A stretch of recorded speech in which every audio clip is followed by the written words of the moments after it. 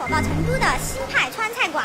妈耶，好多人了，溜了，可惜我老店排惨了。哎，去新店碰下运气呀！耶，果然趁大家还没发现新店的时候，我来替你们唱一下。悄悄告诉你，今日份福利很不一样。接着往下看吧。当，新派川菜。这一家店呢叫成都吃客，想必大家已经很熟悉了，所以有一些每桌必点的菜，我这一次就没有点了。我最爱的就是这里的沸腾虾，真的是新鲜出炉那个油香、那个虾香、那个酥的那个味道啊！在成都吃饭，味道好的馆子、人气高的馆子不排队真的吃不到。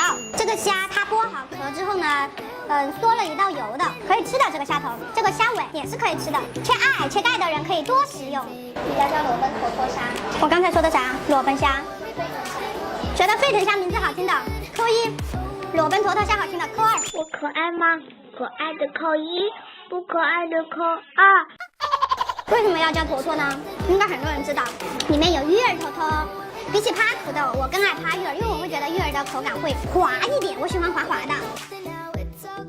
它其实看似这么多辣椒，其实还好，并不是很辣，味道呢是属于那种香。吃一下他们的新品红豆豆花，现在成都好多店不卖冰粉凉虾了，卖豆花了，嫩嫩的。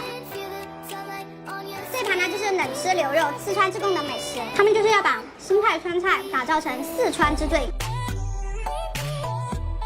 吃过冷吃系列的朋友，你们最爱吃冷吃什么？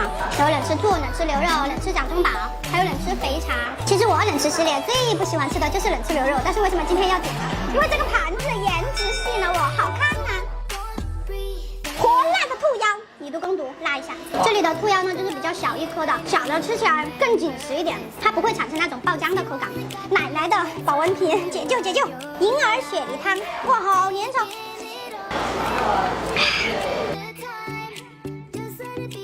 辣意缓解，不怕死的我又来。好啦。雀巢掌中宝，想必我不用过多介绍了，因为有很多视频里面都有它，包了它秘制的那个面糊，然后让这个掌中宝吃起来更加的香，而且看起来会比较大。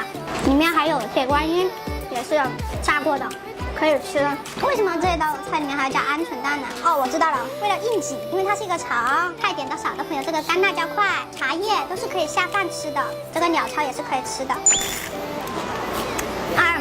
鸟巢就是那种虾片的味道。这是我有史以来吃过最好吃的模具。今天的时候看到好多人都没有吃这个碗，这个碗真的好吃，尤其是底部，好像那种香辣锅巴。奖励自己吃碗豆花。这个是他们家的招牌，烤鱼片嘛，剩下的鱼头鱼骨，然后就会做成这么大一份，免费送给你吃的鱼头酸菜粉丝豆腐汤，然后一共是88元的一份，但我没有要汤，先把烤鱼片在汤汁里面转2圈，然后在线上滴2下，用嘴巴含住它，包住它，这个鱼呢，就是有点那种烧烤加红烧味，辣度适中。而且这道菜大家点了之后，最好是尽快吃，因为它下面有一个小蜡烛，会在不停的加温，然后浸泡久了也会变得有点咸口。这个排骨，你们不要看它是普通的炸排骨，是我最爱的蒜香排骨。蒜香排骨呢，相对于这些菜来说稍微逊色了一点，然后可能是有点放凉啊，感觉蒜香不是很足。这里的烤蒜香排骨值得表扬的是，它不光是有蒜香味，它应该在出炉的时候刷了一层蜜糖上去，吃起来又有微微的甜味。冒火猪蹄，这里的猪蹄不是软趴口感，是脆弹的感觉。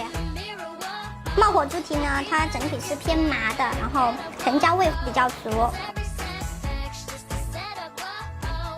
吃冒火猪蹄的时候，要是旁边有一碗粥的话，就会特别的爽。猪手处理的也很贴心，都是一小块一小块的。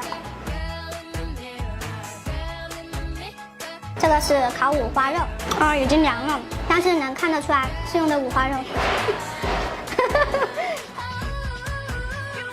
来成都吃客吃饭的朋友，沸腾虾、雀巢掌中宝、鲍鱼面，还有一个很绝情的名字叫绝情蛙。这4道菜真的是每桌必点。重口的朋友，这个虾头里面还有一些少许的虾油，可以均一下。你们吃过芋儿泥吗？我觉得我要发明一种名叫芋儿泥的。这份水煮双脆是新店的新品，土豆片是脆脆的，是哪双脆呢？鸡杂，有鸡菌子，吃到了。反正2个食材都是内脏，吃起来脆脆的，吃到下饭菜。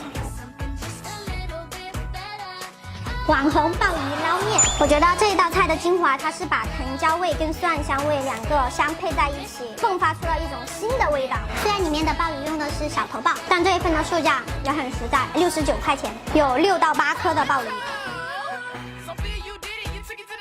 它里面的蔬菜选用的是丝瓜，选的很好，因为丝瓜它本身吃起来就回甜的味道，绿绿的也很好看。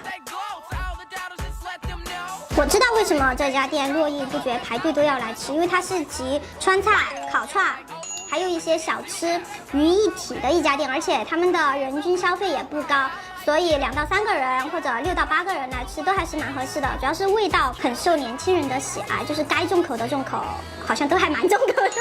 好啦，今天就到这里吧，谢谢大家的收看，谢谢大家支持爱生活爱蜜子，跟我一起做一个快乐的吃货吧。喜欢我的朋友可以关注我的新浪微博蜜子君，微信公众号大胃王蜜子君，拜拜。恭喜你看到最后，缘分到了，关注最宠粉的蜜子君，转评赞本视频参与互动，抽1位粉丝送最新款苹果手机，抽10位粉丝评分1000元现金红包，10月30日开奖，等你哟。他为什么问我要不要杯子？难道不是用这个盖子喝吗？就是这个壶里面的盖子。是的吧，应该是用这个盖子喝吧。